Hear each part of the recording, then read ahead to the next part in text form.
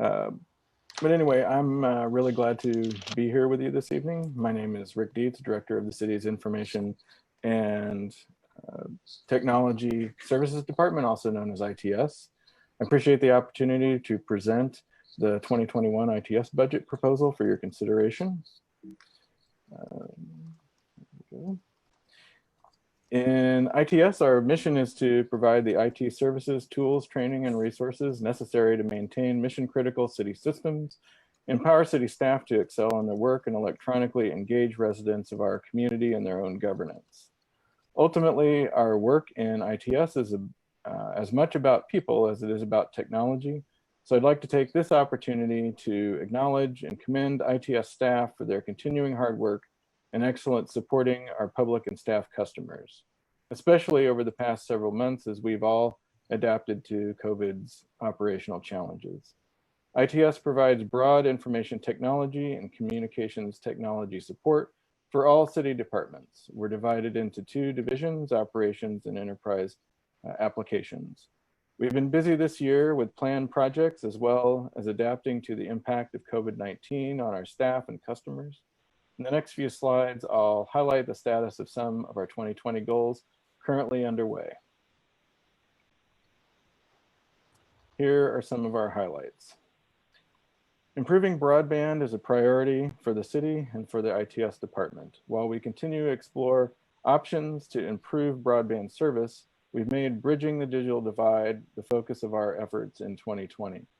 We've recently completed a digital equity survey, which is part of a developing digital equity strategic plan for our community. We've been implementing recommendations and projects from our organizational review and strategic planning process, such as onboarding our office manager and our new network and security administrator, and restructuring of application support within our department. This work will continue in 2021.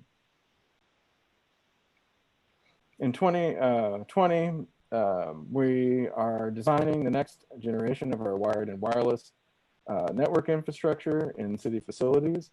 We're deploying enterprise community development software, a comprehensive toolkit for plan review, permits, inspections, and more with planning and other departments. We've also managed and are managing dozens of network engineering, software evaluation and deployment, hardware replacement, IT infrastructure, and digital services projects. We're continually working to improve our information resources, including our website and open data portal, Be Clear. This week, we're releasing an updated financial transparency portal, which makes the city financial data even more accessible to the public and staff, which Mayor Hamilton mentioned earlier. Among other projects, we are improving our unpiloted aerial vehicle operations, GIS mapping, and the availability of city meetings, which are now available, as you know, right here through Zoom and on streaming platforms through YouTube with the help of CATS, Community Access Television Services. The deployment of our community development software is well underway, working closely with planning, hand, and other departments. Additional work is progressing on the expansion of document management, GIS migration, revenue collection integrations, and digital services updates. We've also deployed several new applications to assist with the COVID challenges we're facing as well. In the past year to date, we've averaged a 4.90 out of 5 rating on our customer service support surveys. For reference, a response of 4 is satisfied and 5 is very satisfied. Our 2020 computer capital replacement cycle is underway, replacing roughly a quarter of our capital inventory of computers, monitors, printers, and peripherals. And we're constantly looking for new tools and approaches to streamline our processes. Many aspects of our user support operations have been impacted by COVID-19, but we've adapted rapidly to those challenges. We work hard to provide highly available, redundant, and secure systems. Our year-to-date uptime for our core virtual server and file storage systems is 99.9915%. In addition, we provided network engineering services for many city facilities, including the Switchyard Park, utility plants, parking garage projects, and more. There's a lot more we've been up to in 2020, but those are some highlights. Next, I'd like to turn to our 2021 initiatives and discuss a few of our major 2021 goals. We'll be updating and improving a number of IT policies and procedures in 2021, and we're excited to build upon our broadband work and begin implementing priority initiatives identified through our in-development digital equity strategic plan, including 2021 digital equity grants, which have already been supported, which were supported in 2020 under the Recover Forward initiative. A major area of focus in 2021 will be the implementation of best practices, project management methods, and training for key ITS staff. Major projects include network updates, enterprise application deployment, and fully utilizing our new Manage Engine help desk within ITS. In 2021, we will continue to support our award-winning website and expand the data we make available to staff and the public through our Be Clear open data portal. We aim to publish 225 data sets, including 70 geospatial data sets next year, and deploy a more robust visualization and dashboarding toolkit for city data. We're increasing our customer service baseline goal to 4.7 out of 5 excellent rating for the year 2021, and we're replacing hardware across the organization, including utilities, public safety, and civil city departments. We're also working to reduce our susceptibility to social engineering, cyber attacks through training and education of city staff. Improving our network infrastructure will be a major focus for ITS over the next few years. In 2020, we've begun re-architecting our core network and will be deploying updated hardware into 2021. We will also be working to ensure that we maintain high standards for reliability, availability, maintainability for our critical IT infrastructure and core digital services. This covers our 2021 goal highlights. Now let's turn to our actual budget. This presentation covers the ITS General Fund, the Telecommunications Non-Reverting Fund, Electronic Map Generation Fund, and Enhanced Access Fund budgets. The controller's already talked about the status of the city's general fund. I'll tell you a little bit about the Telecommunications Non-Reverting Fund. The Telecommunications Non-Reverting Fund draws its revenue from the franchise fees paid by state video franchisees operating in Bloomington and may be used for audiovisual technology, information technology, telecommunications, and public access services, essentially anything that falls under the purview of ITS. This fund is in decline as cord cutting and a shift from traditional cable TV continues and seems to be accelerating under COVID-19. Because of the continuing decline in revenue over the past few years, we have moved many ITS expenses to the general fund and need to keep a close eye on this revenue source and begin to explore alternatives.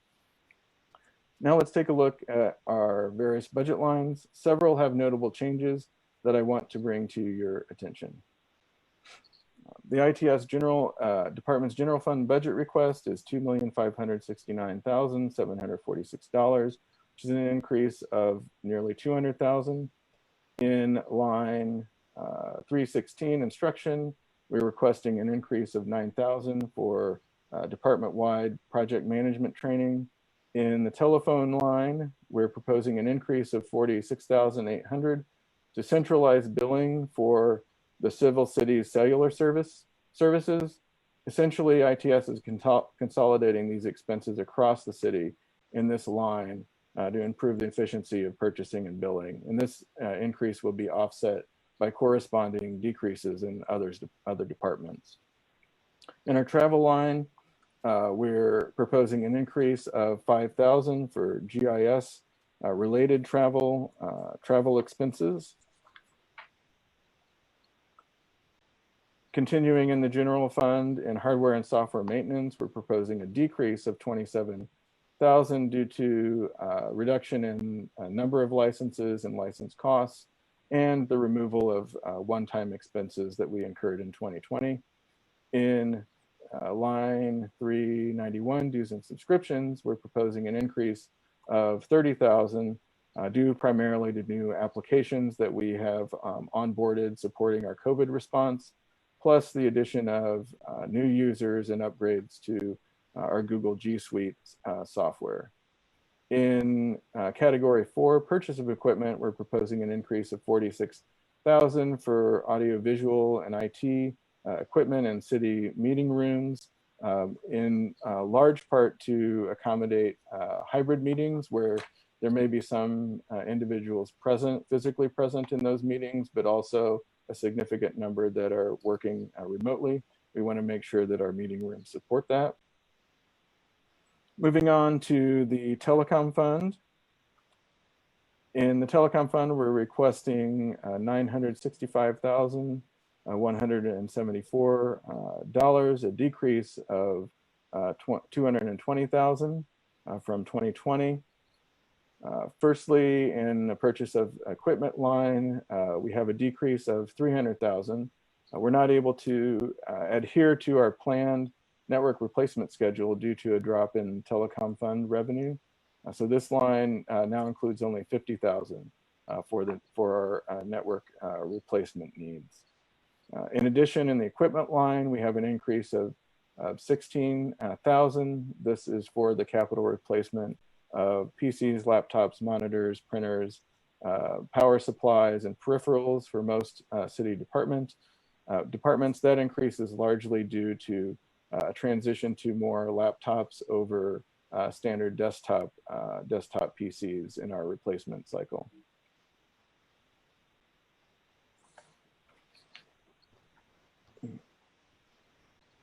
In the electronic map generation fund and enhanced access fund, we increase each of these funds by $3,750 to acquire updated aerial flyover orthophotography for our GIS base maps, which are used by planning and throughout the organization.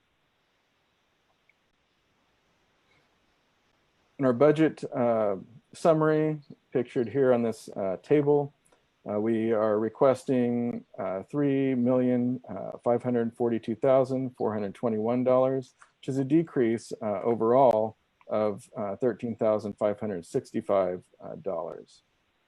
In addition, in 2021, we're also proposing $50,000 to continue funding digital equity grants, which support local not-for-profits in their efforts to bridge the digital divide. This grants program was just approved under the 2020 Recover Forward stimulus request to address the challenges of the digital divide identified by the ITS department's recent digital equity survey. Here's the budget line breakdown for this proposed funding. We're looking forward to building on our new 2020 program in 2021. In conclusion, I want to thank you for your consideration of the 2021 ITS department budget request. The demand for our department services continues to increase, as do our opportunities to serve our sister city departments, as well as the greater Bloomington community. ITS looks forward to helping city staff meet their goals and potential with technology tools and support in 2021. And with that, I'd be happy to answer any questions that you may have. Thank you.